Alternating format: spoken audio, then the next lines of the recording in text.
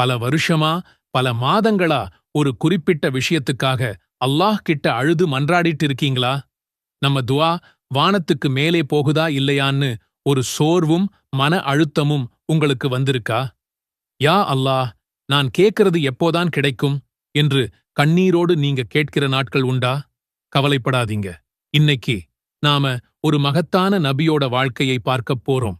தள்ளாத வயசுல கேட்ட உடனேயே அல்லாஹ்வால் குழந்தை பாக்கியம் கொடுக்கப்பட்ட நபி ஷக்கரியா அலைஹிஸ்ஸலாம் அவர்களின் வாழ்க்கையில் நடந்த ஒரு அற்புதம். அவங்க கேட்ட துஆவில் ஒளிந்திருக்கும் ஒரு சக்தி வாய்ந்த ரகசியம். இதை பற்றிதான் நாம பார்க்கப் போறோம். இந்த ஒரு ரகசியம் நீங்க அல்லாஹ் கிட்ட கேட்கிற முறையையே மாத்தலாம். உங்க துஆக்கள் ஏற்கப்படும் விதத்தையே மாத்தக்கூடும்.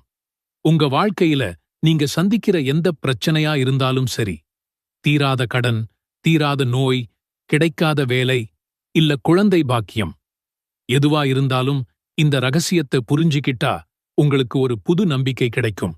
அதனால இந்த வீடியோவை கடைசி வரைக்கும் கவனமா பாருங்க. நபி ஷக்கரியா அலைஹிஸ்ஸலாம் அவர்கள் பனூ இஸ்ரவேலர்களை வழிநடத்திய ஒரு சிறந்த இறை தூதர். அவங்க தங்களோட வாழ்நாள் முழுவதையும் அல்லாஹ்வின் பாதையில அர்ப்பணிச்சாங்க. பைத்துல் முகத்தஸ் ஆலயத்தில் இறைப்பணி செஞ்சிட்டு இருந்தாங்க. அவங்களுக்கு இருந்த ஒரே ஒரு ஏக்கம், தங்களுக்குப் பிறகு இந்த மார்க்கப் பணியை முன்னெடுத்துச் செல்ல ஒரு வாரிசு இல்லையே என்பதுதான். அவங்களுக்கோ மிகவும் வயதாகிவிட்டது. குர்ஆன் சொல்ற மாதிரி எலும்புகள் பலவீனமாகி தலைமுடி நரைத்து வெண்மையாகிவிட்டது. அவங்க மனைவியோ ஆரம்பத்திலிருந்தே மலடாக இருந்தாங்க. மருத்துவ ரீதியா பார்த்தா அவங்களுக்கு ஒரு குழந்தை பிறக்க வாய்ப்பே இல்லை. ஆனாலும் அல்லாஹ்வின் அருளில் அவங்க ஒருபோதும் நம்பிக்கை இழக்கவில்லை. தினமும் அல்லாஹ்விடம் கேட்பாங்க. ஆனால் ஒரு நாள் அவங்களுடைய பிரார்த்தனையின் தீவிரத்தை மாற்றிய ஒரு சம்பவம் நடந்தது. அவங்க பைத்துல் முகத்தஸில் தங்கி இறைவணக்கம் செஞ்சிட்டு வந்த தனது உறவினரான மர்யம் அலைஹிஸ்ஸலாம் அவர்களை பராமரிக்கும் பொறுப்பில் இருந்தாங்க. மர்யம் அலைஹிஸ்ஸலாம் அவர்களின் அறைக்கு அவங்க போகும்போதெல்லாம் அங்கே குளிர்காலத்தில் கிடைக்க வேண்டிய பழங்கள் கோடைக்காலத்திலும், கோடைக்காலத்தில் கிடைக்க வேண்டிய பழங்கள் குளிர்காலத்திலும் இருப்பதைக் கண்டார்.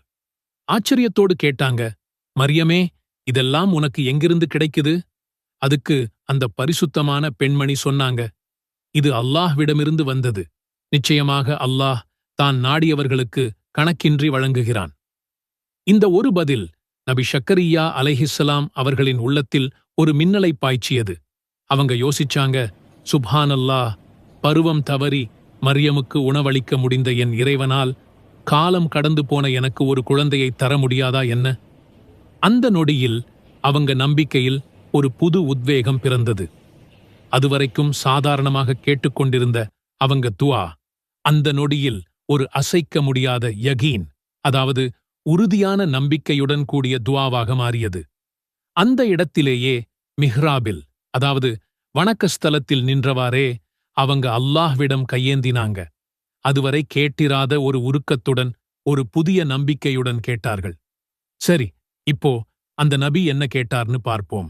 குர்ஆன் சூரா ஆல இம்ரான் 38வது வசனத்தில் அல்லாஹ் அதை அழகாக பதிவு செய்கிறான்.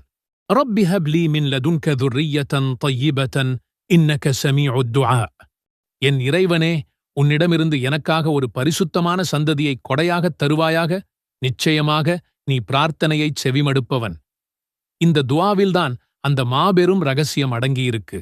இதை வெறும் வார்த்தைகளா பார்க்காம அதோட ஆழத்தை நாம யோசிச்சுப் பார்க்கணும். இதுதான் உச்சக்கட்ட ரகசியம். இது ஒரு பிரார்த்தனையின் முடிவு மட்டும் இல்லை. இது ஒரு அசைக்க முடியாத நம்பிக்கையின் பிரகடனம்.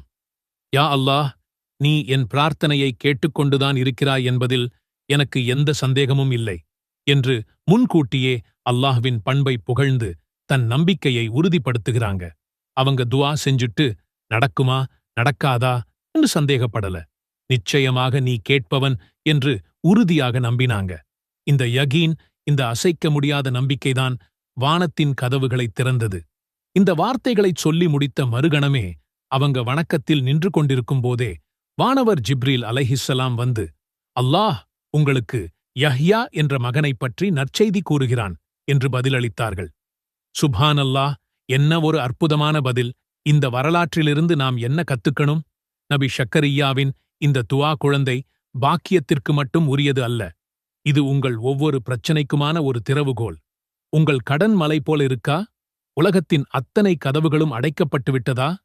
யா அல்லாஹ், உன்னிடமிருந்து ஒரு வழியைத் தா என்று கேளுங்கள். உங்களை ஒரு நோய் வாட்டி வதைக்கிறதா?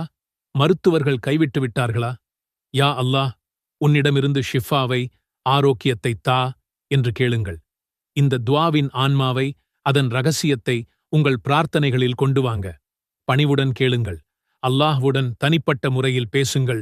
உலக காரணங்களை நம்பாமல் அல்லாஹ்வின் சக்தியை மட்டும் நம்புங்கள். கேட்பதில் சிறந்ததைக் கேளுங்கள். மிக முக்கியமாக, அவன் நிச்சயமாக பதிலளிப்பான் என்ற அசைக்க முடியாத நம்பிக்கையுடன் கேளுங்கள். அல்லாஹ் நம்முடைய உள்ளங்களை தூய்மையாக்கி, நம்முடைய துவாக்கள் அனைத்தையும் அங்கீகரித்து, நம்முடைய தேவைகள் அனைத்தையும் பூர்த்தி செய்வானாக. ஆமீன். இன்னைக்கு காலையில எழுந்ததும் ஏதோ ஒரு பயம் மனசுல மின்னிட்டு போச்சா? மேனேஜர் என்ன சொல்லப் போறாரு? குழந்தைகளுக்கு டெஸ்ட் இருக்கா? வண்டி ஸ்டார்ட் ஆகுமான்னு எல்லாம் ஒரே நேரத்துல ஓடிட்டே இருக்கும் போல இருக்கா? இந்த மாதிரி காலை குழப்பம் உங்களுக்கும் வருதா? ஒரே ஒரு வார்த்தை, ஆமா, ஒரே ஒரு வார்த்தை, அத காலையில சொன்னா போதும், அந்த நாளே உங்கள் கையில் இருக்கும். நபி ஸல்லல்லாஹு அலைஹி வஸல்லம் கற்றுத்தந்த அல்லாஹ்வின் பேரில் இருக்கும் இந்த சக்தி இன்னைக்கு நம்ம பகிரப் போறது. ரெடியா? நாம எல்லாரும் காலையில எழுந்ததும் போனை எடுத்து ஸ்க்ரோல் பண்றதுதான் முதல் வேலை. அதுக்கு பதிலா நம் மூதாதையர்கள் எழுந்ததும் நெஞ்சை திறந்து பேசிக்கிட்டாங்க அல்லாஹ்வுடன். அந்த நேரம் முழுக்க பூமி இன்னும் ஸ்லீப் மோட்ல இருக்கும். வானத்து கதவுகள் திறந்திருக்கும். ஆனா நாம என்ன பண்றோம்? கவலைய முதலில் டவுன்லோட் பண்ணிக்கிறோம். இது மாறணும்னா ஒரு சக்தி வாய்ந்த துவா இருக்கு. அல்லாஹ்வின் இறைத்தூதர் அவர்கள் கற்றுத்தந்த சிறந்த பாதுகாப்பு துவா. பிஸ்மில்லாஹில் லதீ லா யதுர்ரு மஅ இஸ்மிஹி ஷைஉன் ஃபில் அர்தி வலா ஃபிஸ் ஸமாஇ வஹுவஸ் ஸமீஉல் அலீம். துவாவின் பொருள்: அல்லாஹ்வின் பெயரால் பாதுகாப்பு தேடுகிறேன். அவனது பெயருடன் பூமியிலும் வானத்திலும் எந்தப் பொருளும் இடையூறு அளிக்க முடியாது. அவன் செவியுறுவோனும் நன்கறிந்தோனும் ஆவான் என்று கூற வேண்டும். குறிப்பு: காலை மாலை 3 முறை ஓத வேண்டும். நம்ம வீட்டு வாசல் கதவை திறந்ததும் நாம நம்ம நம்பிக்கையான பேரை சொல்றோம். அதே மாதிரி இந்த பிரபஞ்சத்தின் கதவை திறக்கும்போது அல்லாஹ்வோட பேரை சொன்னா அவரோட கவரேஜ் நம்ம மேல வருது. மற்றொரு ரகசியம்: நம் நாக்கு முதல்ல எதை உச்சரிக்குதோ அது நம்ம மூளைக்கு கமாண்ட் அனுப்பும்.